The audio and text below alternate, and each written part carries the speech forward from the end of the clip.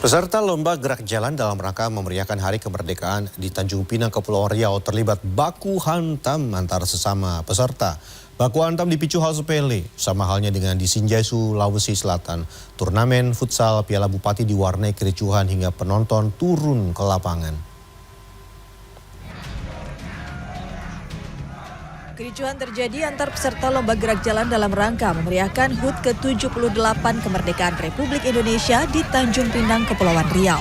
Salah seorang peserta gerak jalan terlihat ingin memukul peserta gerak jalan lain meski dilerai temannya. Keributan tidak bisa dihindari setelah peserta saling kejar hingga ditabrak sepeda motor.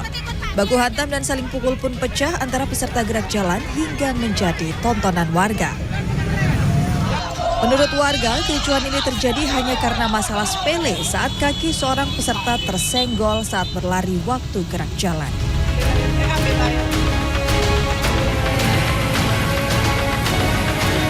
Aksi tawuran dua kelompok remaja ini terjadi di sekitar Jalan Haji Kemayoran, Jakarta Pusat Minggu dini hari. Berbekal beragam jenis senjata tajam, salah satu kubu mengejar kubu lainnya yang telah kewalahan berlarian ke arah permukiman warga. Aksi tawuran ini sempat membuat para pedagang yang berjualan 24 jam panik. Sejumlah pengendara yang akan melintas bahkan terpaksa berhenti lantaran takut terkena lemparan batu.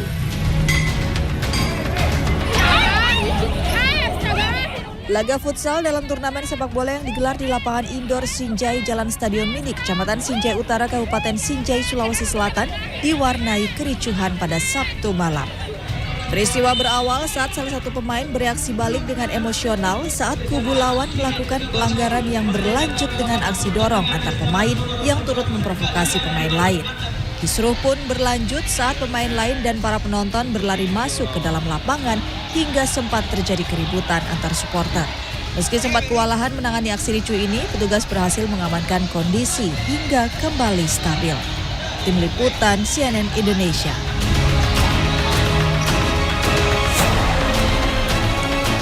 Kita ke informasi dari sejumlah daerah di tanah air. Akses jalan Serang, Banten menuju Jakarta tertutup asap tebal, tepatnya di lingkungan Walantaka pada Minggu. Kepulan asap ini membuat jarak pandang pengguna jalan terganggu.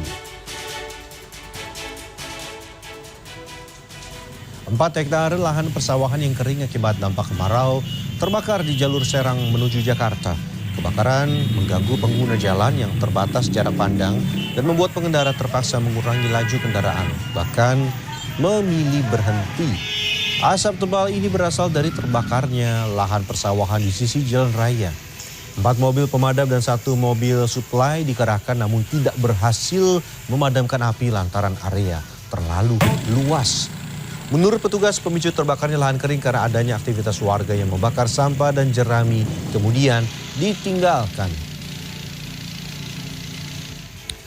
Akibat kemarau, sebuah desa di Kabupaten Bogor, Jawa Barat yang biasanya tidak pernah dilanda kekeringan kini kesulitan air bersih.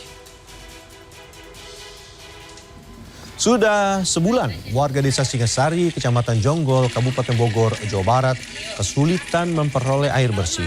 Mereka hanya bisa mendapatkan air bersih di sebuah tempat penampungan air yang jaraknya cukup jauh dari perkampungan.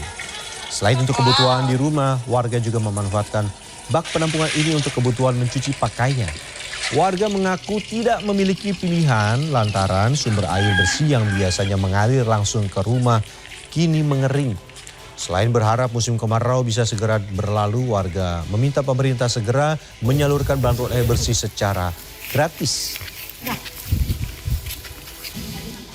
Selanjutnya, petugas Dinas Bina Marga Provinsi DKI Jakarta Senin siang kembali menertibkan rangkaian kabel semraut yang masih berseliweran. Kabel-kabel ini merupakan milik sejumlah operator telekomunikasi. Penertiban kabel semraut dilakukan Dinas Bina Marga didampingi Asosiasi Penyelenggara Jaringan Komunikasi dan pemilik jaringan utilitas.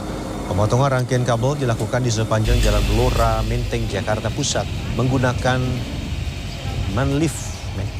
Sejauh ini petugas telah memotong kabel sepanjang 124 km. Setelah ditertibkan seluruh jaringan kabel fiberoptik termasuk kabel listrik milik PLN akan dipindahkan ke bawah tanah.